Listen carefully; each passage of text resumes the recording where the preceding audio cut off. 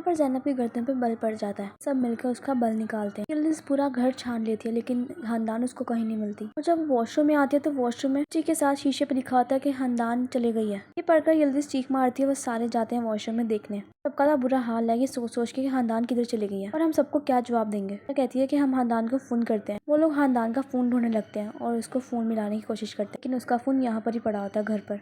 में दुआन का फोन आता है। फोन उठाती है और बात करती है उससे कि कहीं पता लग जाए कि कहीं हंदान वहाँ पर तो नहीं। लेकिन दुआन हंदान के बारे में पूछता है कि कोमल उसको फोन करी थी लेकिन हंदान फोन नहीं उठा रही। यिल्दिज़ कहती है कि हो सकता है कि हंदान ने सुना ना हो, वो बाद में तुम्हें फोन कर लेगी नाश्ता करके। और कहती है कि हम यहाँ पर बहुत एंजॉय कर रहे हैं। फोन बंद होने के बाद उनको और टेंशन पड़ जाती है क्योंकि हंदान का किसी को भी नहीं पता। कोमल कहती है पता नहीं मॉम इनके साथ क्या कर रही होंगी। आपने जो रात को कुंवर से बात की थी मुझे अच्छा नहीं लगा बिल्कुल भी। मैं आपको रोकना चाह रही थी लेकिन मैंने आपको कुछ भी नहीं कहा उस टाइम। मुझे नहीं लगता कि आप जो कुंवर को नौकरी दे रहे हैं वो ठीक बात है क्योंकि उसको इस सब चीज़ों की आदत नहीं है। दुआन उसे समझाता है कि कब तक कुंवर आलिया के ही साए में रहेगा। उसको अब आगे बढ़ना चाहिए और खुद का अपना काम करना चाहिए। अब तुम्हारी शादी हो जाएगी और तुम्हारा बच्चा भी आ जाएगा, फिर वो कैसे सब कुछ मैनेज करेगा।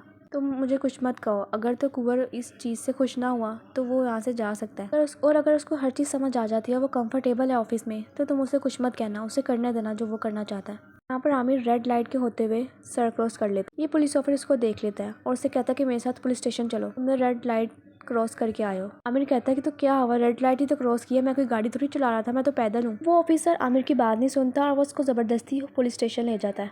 आलिया कुंवर को फोन करती है और उससे पूछती है कि खानदान घर पर तो नहीं है। तो कहता है कि क्या हो गया, अब क्या मुसीबत आ गई है, आप लोग तो कभी सुकून से नहीं रह सकते। आलिया उसे कहती है कि हम जब सुबह उठे तो खानदान यहाँ पर नहीं है, बस उसी को ढूंढ रहे हैं, तुम परेशान मत हो और ना ही किसी से बात करना खानदान के बारे में। यहाँ पर आलिया को बिल मिलता है। वो लोग खानदान के कोई सुराग ढूंढ रहे होते हैं कि कहीं शायद कुछ मिल जाए और हमें पता लग जाए खानदान का।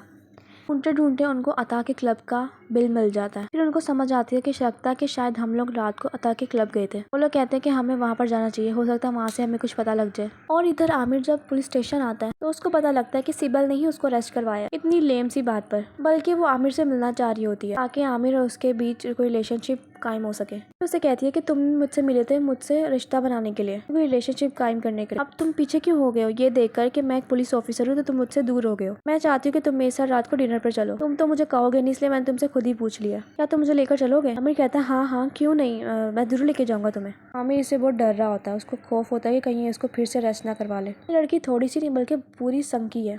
यहाँ ये सारी लेडीज आती हैं अता के क्लब। वो अता से इस क्लब की सिक्योरिटी कैमरा देखने को कहती हैं। अता उन्हें बताता है कि मेरे क्लब में मशहूर फीमेल्स आती हैं और एक्ट्रेस भी आती हैं। तो मैंने अपने क्लब में कैमरा नहीं रखा हुआ लेकिन हाँ मेन एंट्रेंस पे कैमरा जरूर है। ये बहाना करते हैं कि हम लोगों ने आपका यहाँ पर पर्स खो दिया, वही ढूंढने आए हैं, लेकिन हमें कुछ याद नहीं है कि रात को हमारे साथ कौन कौन था। अतः उनको सिक्योरिटी कैमरास चेक करवाने के लिए लेकर आता है। उन्हें कहता है कि आप लोग चेक करें आराम से, मैं बाहर जाता हूँ ज़ैनब और आसमा आपा की तरफ। यिल्दिज़ उसके जाने के बाद कहती है इसको तो सिर्फ ज़ैनब ही सूझती रहती है। आलिया कहती है ऐसा करते हैं यिल्दिज़, हम यहाँ पर बैठ के ये काम छोड़ते हैं, अता और ज़ैनब के बारे में बातें करते हैं, हम यहाँ पर बहुत जरूरी काम करने हैं इसलिए सिर्फ उस पर कंसंट्रेट करो। यहाँ पर अता आकर आसमा को आसमा आपा कहता है। आसमा कहते हैं मुझे आपा क्या कह रहे हो। अता कहता है आप ही ने तो मुझे कहा था मुझे सिर्फ आसमा आपा कहना और कुछ मत कहना।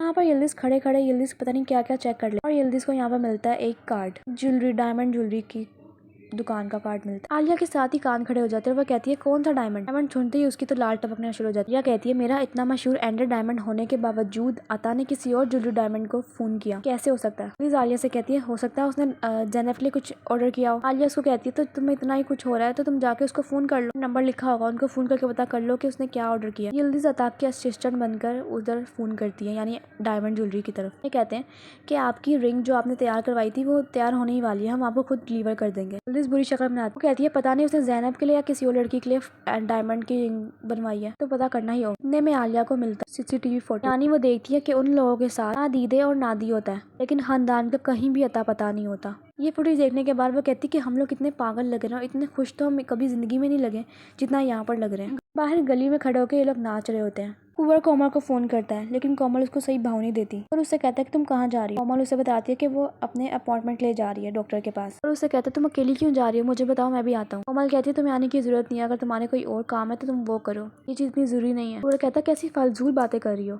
तुम मुझे एड्रेस बताओ मैं फोन आता हूँ। खाते हैं कि कोमल इस बात से खुश हो जाती है। यहाँ ये चारों आ जाते हैं अपने घर वापस, खानदान के घर। पर इन लोगों ने नदीदे को फोन करके बुलाती है। वो आकर कहती है क्या हुआ तुम लोग ठीक तो हो ना? तो परेशान हो गई कि तुम लोगों को कुछ हो तो नहीं गया? रात तुम लोग बहुत अजीब एक्ट कर रहे थे। आलिया नदीदे से पूछती है कि क्या हुआ था कल रात को, हमें कुछ याद नहीं है। और क्या हमारे साथ खानदान नहीं थी? क्योंकि रात से खानदान का कुछ अता पता नहीं है। उसको सारी स्टोरी बताती है कि तुम लोग रात को मैं होटल के लॉबी में मिले थे तो तुम सारे पागल हुए हुए थे। तुम तो मुझे बार बार गले लगाई जा रही थी, मुझे प्यार करी जा रही थी और तुम लोग ही हमें जबरदस्ती क्लब में लेकर गए थे, अता के क्लब। दोनों बहन भी लोग बातें कर रहे होते हैं कि लोग तो बिल्कुल संकी हो गए हैं। यहाँ अता के क्लब आने के बाद ये लोग तो पागल ही हो जाते हैं, डांस कर रहे हैं, झूम रहे हैं, किसी के गले लग रहे हैं, पता नहीं इनको कि हम किसके गले लग रहे हैं, और खूब पागल वाली हरकतें करते हैं। आसमा तो बार बार अता के गले लगती है और कहती है कि मैं तुम्हारी आपा हूँ, मुझे सिर्फ आपा ही कहना। इस भी एंजॉय कर रही हूँ तो इन लोगों को कुछ पता नहीं है कि लोग क्या कर रहे हैं। दीदी इनको कहती है कि उसके बाद हम लोग एक जगह पर गए थे, वहाँ पर मुझे नहीं पता पर एकदम से पुलिस आ गई, वहाँ पर रेड पड़ गई थी। उस जगह पर ह्यूमन ऑर्गन्स बेचे जाते हैं, यह चीज़ हमें नहीं पता था। जब पुलिस आई उसके बाद इतनी भगदड़ मच गई थी कि मुझे पता ही नहीं लगा कि तुम लोग कब गए और कब नहीं। आखिरी दफ़ा मैंने तुम लोग को वहाँ पर ही देखा था, मुझे नहीं पता कि तुम लोग घर वापस कैसे गए। आलिया परेशान हो जाती है, यानी सब परेशान हो जाते हैं कि आखिर ये माजरा क्या है। आलिया कहती है कि मानो ना मानो किसी ने हमारी ड्रिंक्स में कोई चीज़ मिलाई थी जिसके बाद हम लोगों का ये हाल हुआ। लेकिन किसने मिलाई होगी और खानदान कहाँ गई, उसका क्या हुआ? मुझे लगता है कि हमें सबको बता देना चाहिए कि खानदान गायब हो गई है। दुआन फोन पे किसी से बात कर रहा होता है, सादिक चुप करके उसकी बातें सुनता है। बाद में दुआन मैथी से कहता है कि मुझे इस जगह पर लेकर चलो, आज हम वहाँ पर जाएंगे। सादी की बात सुनकर उसको कुछ शक सा होता है, कहता है कि उफ ये आदमी कभी सुधरेगा नहीं, और वो दुआन की गाड़ी के पीछे अपनी गाड़ी लगा देता है। कुंवर और कोमल दोनों अल्ट्रासाउंड के लिए आए होते हैं और वो दोनों यहाँ पर बहुत खुश होते हैं। कोमल कहती है कि कहीं तुम मुझसे बदल तो नहीं जाओगे, यानी बच्चे के आ जाने के बाद हो सकता है तुम बदल जाओ या फिर उकता जाओगे और मुझे छोड़कर चले जाओगे, या फिर हो सकता है तुम्हें कोई और पसंद आ जाए। और कहता है ऐसी बातें कभी मत करना और ये सारी बातें तुम पर भी लागू होती हैं। खैर तुम इन सब चीज़ों को छोड़ दो, हमें सिर्फ अच्छी चीज़ों के बारे में सोचना चाहिए, अपने इन छोटे छोटे मोमेंट्स को एंजॉय करना चाहिए। तुम सब कुछ छोड़ दो और हमेशा खुश रहना सीखो, तुम्हारे लिए स्ट्रेस बिल्कुल अच्छा नहीं है। यहाँ पर दिखाते हैं कि सादिक देख रहा होता है कि दुआन किसी बच्चों से मिला है, यहाँ पर एक औरत भी होती है। फिर दुआन वहाँ पर उन सबके साथ घर के अंदर चले जाता है। सादिक कहता है कि अब मैं अपनी बहन यिल्दिज़ को क्या जवाब दूंगा, काश ये सब मैंने ना देखा होता। ओके, एपिसोड खत्म, बाय बाय।